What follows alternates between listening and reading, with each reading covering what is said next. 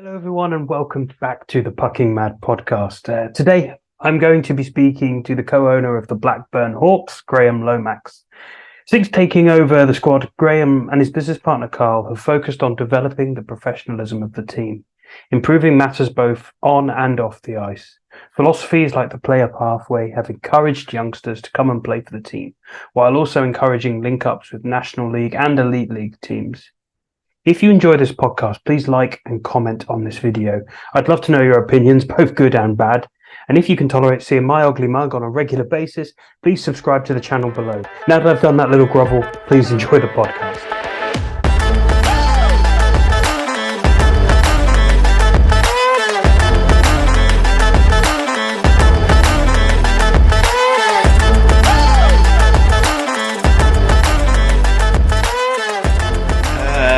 Myself that question a lot sometimes on a Sunday night when I'm frustrated. And no, to be honest with you, there's a lot of answers I could give you to that, really, and I suppose they're all relevant. One is that I don't know what else I'd do with my time. I've been doing it that long. I've been around Blackburn Arena since 1996, 97. It fills a big space in my life, so I don't know what I'd do without it.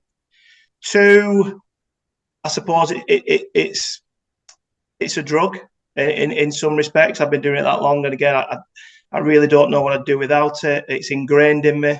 It's ingrained in the family as well. We all and everybody else that's involved, and Nicole and the girls, and it's ingrained in all of us. And probably the biggest one and the best answer I can give you is that I saw it as a challenge, rightly or wrongly. Being around a club as long as I had and being involved in several roles within the club, from PR officer, kit man, general manager, always on a voluntary basis. Even though we're a big club and with a massive fan base, and even in our halcyon days when we were sweeping everything and winning everything, we were a good team, but we've never really been a good club. And that's not a criticism of what's gone on before, but contradiction, I suppose it is in some terms. When the opportunity arose for me to be offered the chance to put a company together and a business together to run it, because I've been so critical of it in the past and how it had been run akin to a Sunday League pub team, I suppose, at times, I had to put my money where my mouth was to a certain extent. So when the opportunity arose, 3 and a bit years ago, to take the business on, I couldn't turn it down, and challenge accepted, I suppose, to turn it round and make it the club that it really needs to be. Yeah. What about, obviously, I wrote on my questions third in the league, but actually I think you're second in the league. Yeah, so far. It's very early on, I know, so maybe it's a tricky one. We're second. You are second. Yeah, sorry about that. Yeah, I should do better research, really. How do you feel the season's gone in the first kind of few games? Because it's very early on, but it's a good indication, I think. Yeah, no, it's good. It's good. Again, without giving too many trade secrets away, there's lots of conversations go on. Not on a weekly basis, but not on an hourly basis, on a daily basis within the organisation. There's 4 of us that really run a day-to-day, that are involved in conversations. That's me, Carl Everett, my business partner, Dominic Osmond, head coach, and Moralee Lomax, assistant coach. They're the 4 people that are integral in decision-making. And, I think Saturday night summed everything up for me, where all of us were so disappointed that we lost in Hull. And that's not taking away from anything from Hull. I think they've been a great asset. But, we were all pissed off, if you will. We were all disappointed. We were all angry. When the dust settled 24 hours later, I had a conversation with Dom, and I said, look, it's good that we're disappointed now, because we're challenging. We're not them guys anymore that are putting a business together and are putting building blocks in place for the future. The future, I suppose, is now to a certain extent. Yes, we've got a 3-year business plan in place, and we're sticking to that, and we're not getting carried away with ourselves. But I think at the minute, we've definitely got a competitive roster. When I look around the league, and Sunday proved that, everyone's beating each other. think the introduction of Hull's been great as well. Everyone's struggled up there, which is great. So, yeah, I think we're on track for where we want to be. We may be a little bit ahead of where we want to be. I'm not too sure. But the league as a whole this year is looking really, really exciting. And it is definitely a case of, I think anybody doesn't bring their A game on a Saturday or Sunday evening, chances are you can get turned over. And that bodes well going forward for the league. 100%. It's interesting, like you say, about Hull Jets. I mean, it's incredible when you think they've made that jump up without many changes actually in the setup, which is almost madness, really. Obviously. For me, I when you get to know me, you'll find out that I'm eyes and ears everywhere. I watch, I see. I've been around a lot of rinks for a lot of years, and I was really impressed with the setup in Hull. Not just the team were great. They pushed us at our place as well, and they've beaten all the top 3 or 4 sides at their place already, which is great. But to have a team come into our league that isn't ragtag and bobtail, with all due respect to some clubs, ran so professionally. The match night was organised. That for me speaks volume for them as a club. So yeah, no, they're a really good addition to the league. Certainly, yeah. And with Solway Sharks stepping up, how's that changed the dynamic within the league? There's 2 ways of looking at that, and I've said this before. I think when Solway were in the league and they were doing so well, it was up to the rest of us to raise the bar up to the standard that they'd set. So the onus fell on the rest of us. That's all the clubs in the league. It's up to us to get up to their standards. Having said that, is it a better league with them not being in it? I suppose for the neutral it is, and it's definitely an even playing field now. And I'd never speak ill of Solway because I had some very, very good friends up there. They're a fantastic club. They stepped up, and I really, really respect the fact that they stepped up, and it's a massive step up for them. And I understand why they had to accept that challenge. I really do. And they were. Let's be honest, they were head and shoulders above everybody else in our league. And as you just quite pointed out, how does the dynamic change? Well, it changes massively now because we're all vying for that top 3, 4 place now, which is I think it's so exciting for everybody going forward. 100%. And if we're talking about the North, and we're talking about the Northern League, it's a lot of travel, and we've had a lot of issues recently where people like worrying about travel, things like the cost of it. You have a near 500-mile round trip to Kirkcaldy Kestrels. Yep. How's that affordable? Can you break down that sort of like that situation? Is it an affordable thing, or is it something that you're doing to sort of push the envelope? Well, first and foremost, as a club, we'd never push the boundaries in terms of finance. If that were the case, we'd go and sign every Conor McDavid going, wouldn't we? But we don't. We have a very workable structure that we all work to, and that includes the Northern League. If it wasn't workable, it wasn't affordable, we'd never enter into it in the first place. The Northern League itself, I was instrumental in setting the whole thing up, which, listen, don't want any credit for it. It's a fact that I did it, and I did it for a few reasons. One is that going back historically, some of the best games I've ever seen and some of the toughest games and the toughest venues I've ever been to have been up in Scotland. And speaking from Ollie's point of view, as a player and a son, he'll probably tell you the same, that some of his best nights and best days were up in places like Fife and Dundee and Paisley and them sort of places. So I wanted to rekindle it for a few reasons, and financially, it's not a strain. No, I think if you finance it properly, obviously a business is a business, and you've got to have money coming in at right places and going out at right places. Probably the biggest outlay is your coach travel, really, but you're getting your money on your own gate. And I think that said, another reason that we did it was the fact that our fans deserve to see some fresh faces, some fresh games, some fresh challenges. So coupled with the lads gaining some experience going north of the border and playing in games up there, which is a good thing that we wanted them to experience. And also with our links with Kirkcaldy as it is, with Ben Keddy and we've now got Cam down with us. Cameron Wilkie's playing with us. I think there's an untapped pool of talent up there that needs tapping into, if you will, and that's another reason why we did it. I'm not going to deny that. And you've seen 2 or 3 lads now from Kilmarnock who have gone into Widnes.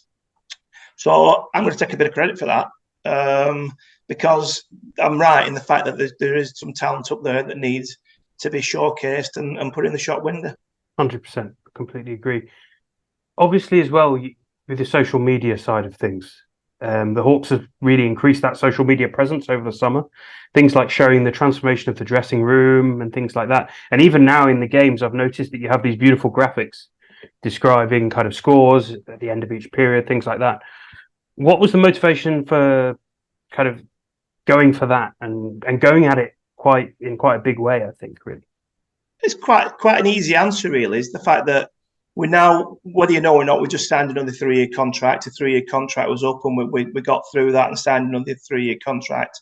And what we try to do as a business every year is move the product on.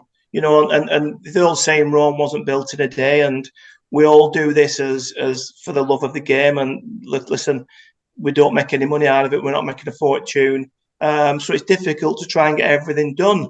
So it's a case of slowly catch a monkey. You can only do so many things at so many times. And one of the things that we discussed was a social media presence, Hawks TV. That was the next stage going forward with the club. I think we've done that successfully. Believe it or not, I know, listen, a lot of my family's involved in the business, and Nicole, who is Ollie's wife, has now taken over the social media side of things. And I'm a little bit naive in terms of how much presence social media gets. I'm a bit of a dinosaur, as I proved to you earlier, trying to log on here. Nicole's a whiz with the graphics and all that type of thing, and the scores and the updates and the social media presence. So Nicole's responsible for that, and again, she's part of the family, not just my family, but the Hawks family as a whole. And she brings another dimension to it, and you know, the whole business with the dressing room as well. You know, I think did you say you've seen the video and the pictures have gone out today? We felt that, you know, as a club, we're so transfixed on trying to deliver the best product we can. Not just to the general public, but our players as well. So we got into talks with Planet Ice over the summer, and this room got offered to us. It was a room that wasn't being used as it should have been used by I think it was the members' room for the figure skaters. So we went in, ripped everything out completely. We're lucky in the fact that we've got a few tradesmen within our organisation. Scott Jenkinson. He's our general manager. He's a general builder. Obviously, we've got Ollie, who's a plumbing and heating engineer. So we had some real hands-on guys. My best mate, Grant Brough, who's really good with his hands, really got his hands dirty and stuck in. And we really transformed it. And we haven't put all the pictures out yet. Some of them's out, but the actual room itself is.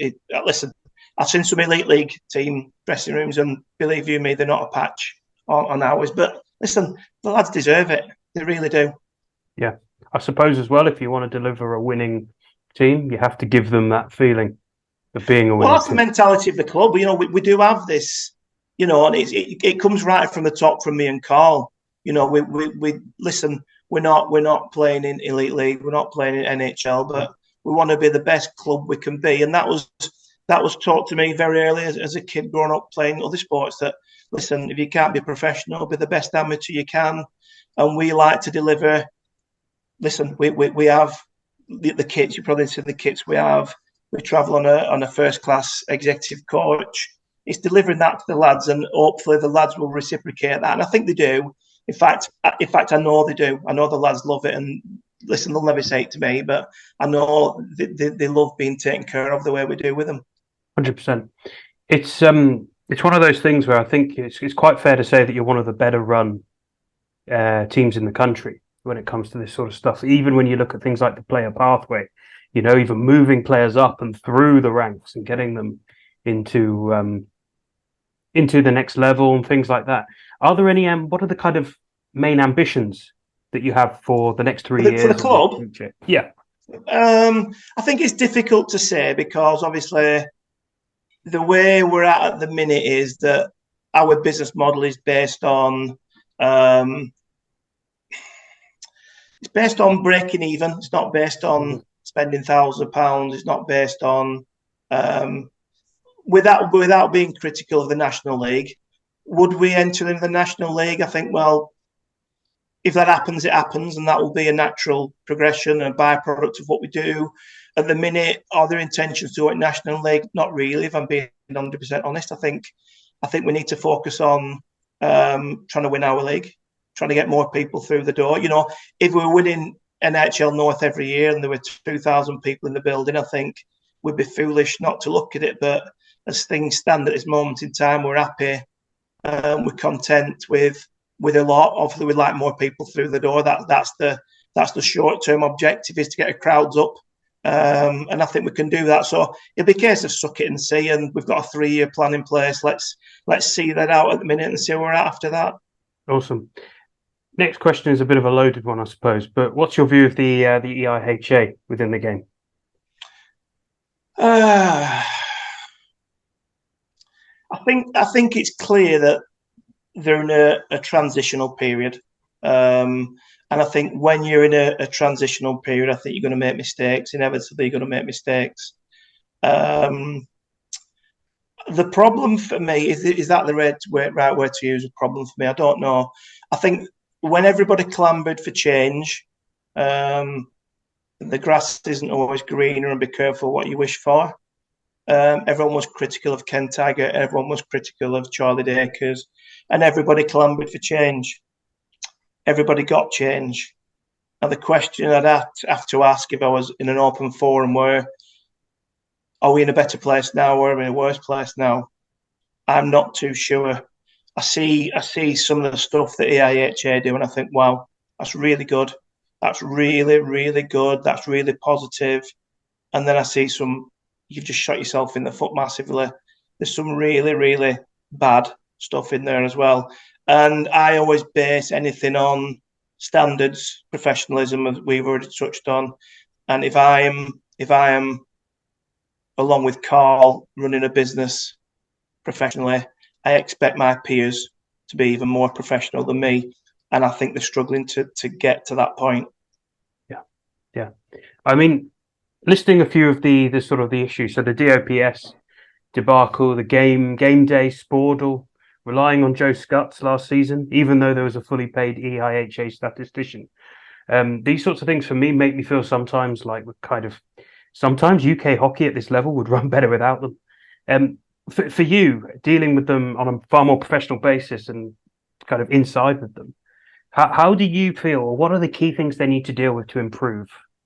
I think in any walk of life, whether it be my job, everyday job at Hawks, your job, communication, anything, communication, transparency, openness, honesty. If you've made a mistake, hold your hand up. Everybody can make a mistake. I think there's a lot of burying your head in the sand.